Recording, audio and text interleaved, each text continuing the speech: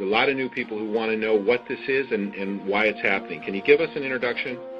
Yeah, again, the term geoengineering, aka chemtrails, the layman's term for what we see happening in the skies, but this is weather modification on a global scale. In fact, these programs are so large and so all-encompassing that all other weather modification programs that go on a smaller regional basis are they're negated by the scope and scale of the global geoengineering programs.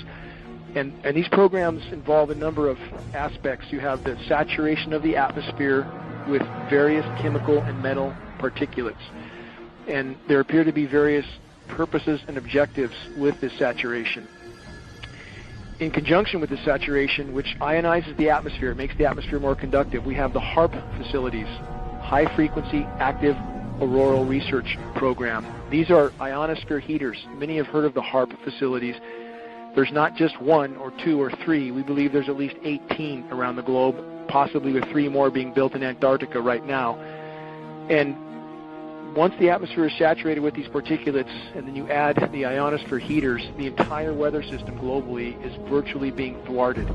There is no natural weather at this point, and we really don't know what sort of climate conditions we would have necessarily if these programs were brought to a halt, and they desperately need to be brought to a halt, because the saturation of the atmosphere is thwarting the hydrological cycle. It's totally disrupting the rain cycle.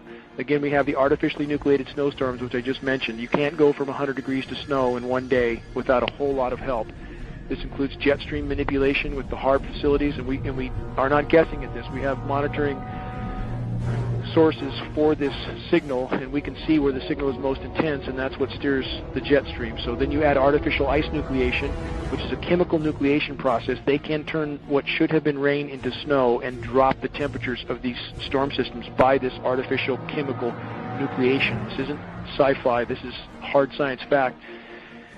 The weather disseminating agencies are trying desperately their task, and they're all owned at the very top. It